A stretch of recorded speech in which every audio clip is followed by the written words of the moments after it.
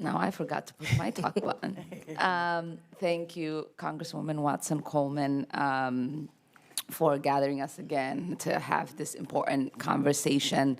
It's such an honor to see you here, Ms. Henson. I'm a huge fan. Thank you. And I'm a fan of the work that you're doing.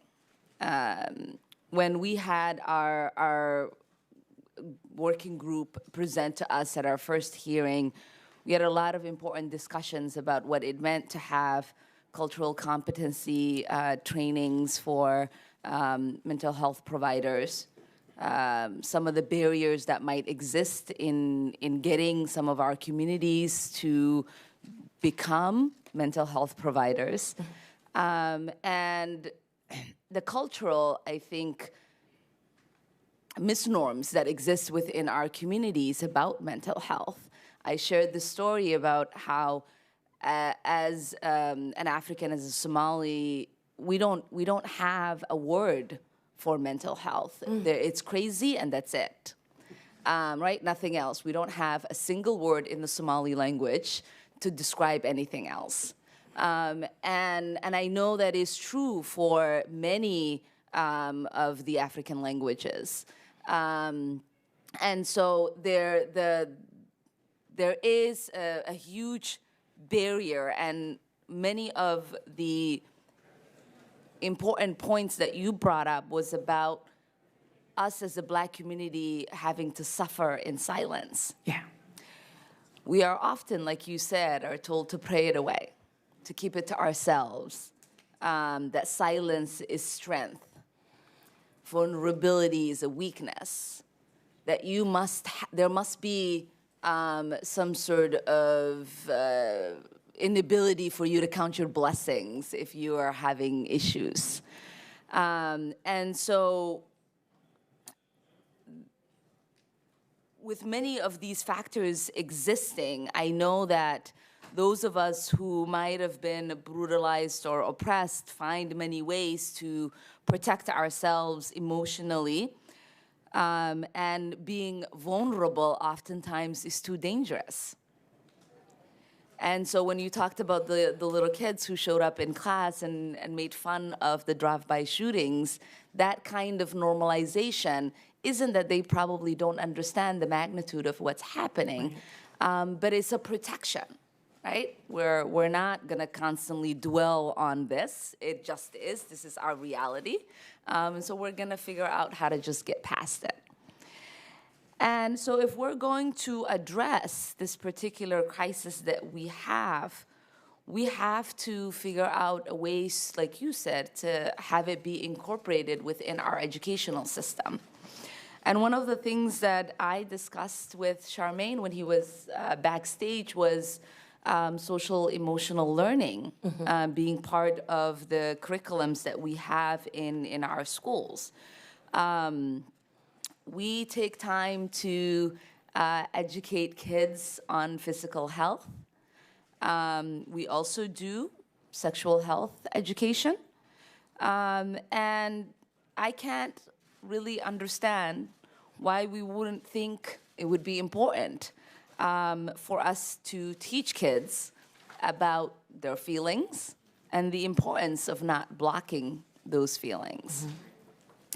And so we're interested in introducing legislation that will add that as part of curriculums around the country.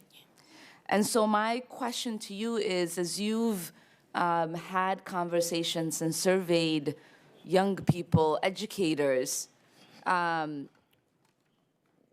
what are your thoughts around this particular concept and how we can move the needle in this particular area?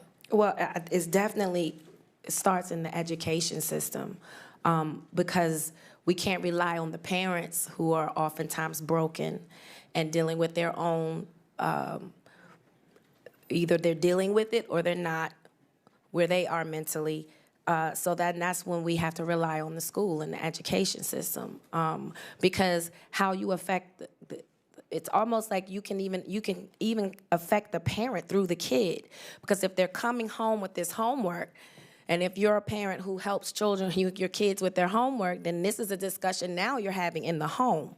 See, that's why we have to start in the school. I think that's the smartest way to attack this crisis, is to start in school. Because from school is where you take this conversation home to the parent, and you're kind of forced to have to talk about it. And hopefully the parent is affected in a good way, and the whole entire family gets help. But right now the crisis is with the children, and I think that's the perfect way to do it, is to implement it in the school, in the curricula. I also believe that our children, because that's definitely a great way to do it, but also, I just believe our children don't think we care about them. I honestly believe that, and if I were a kid right now, I would think so. We have all kinds of expos in the cities. We do the Black Women Expo. We do every kind of expo you can think of. Every city gets excited about the Super Bowl or the All-Star Game. But who's getting excited about our kids? Where are the teen summits? Children are entrepreneurs. Where are their expos? And I think this is a time where the adults, we have to pick the ball up and take care of our children, because they can't do it on their own. I'm noticing a rise in children, also freshmen, going off to college, having serious coping issues. They are having psychotic breaks. This one is a little personal, I'm sorry. But they're having psychotic breaks because they don't feel included, or they're, it's the damage of social media. And we have to turn this boat around, or we're gonna lose humanity.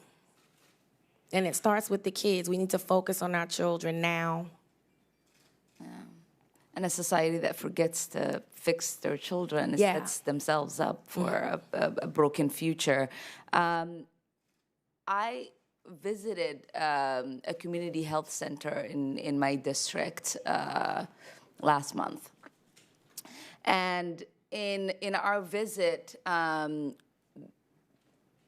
we did a tour, and so they showed me the area where a lot of the young people who might be seeking mental health help come in. And it used to say the intake center. And we talked about that the last time, that language oftentimes impacts the ways that people access services.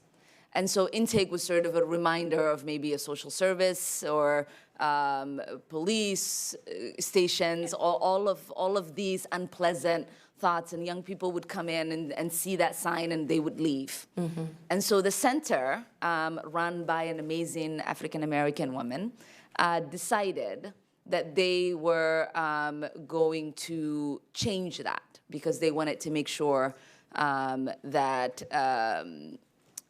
the young people understood that this was a connecting point. So they changed it to a community connection center.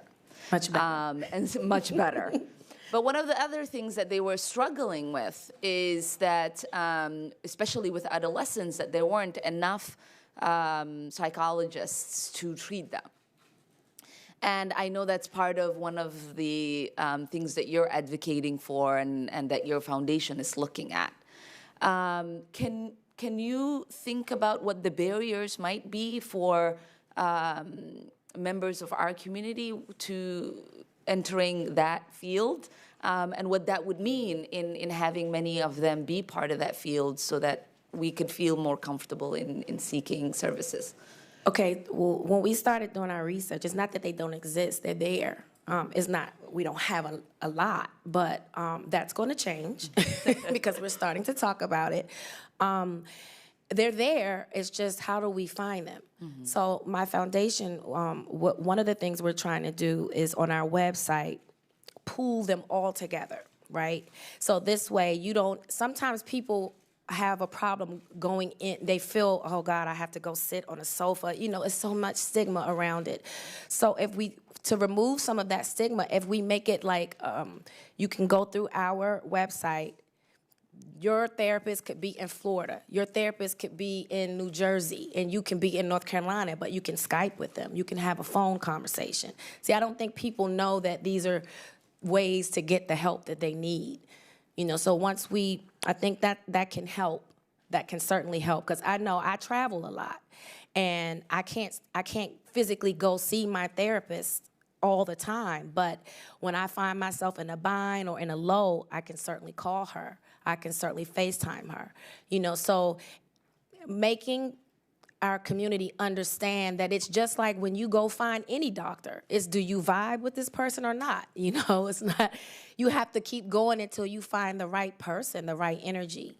Yeah. So it's just educating and talking. The more and more we talk about it, the more people will feel comfortable enough to talk about it. And one important piece, I know that in your foundation is offering scholarships. Absolutely. To young people to enter that field. And we know that many of the barriers to our communities in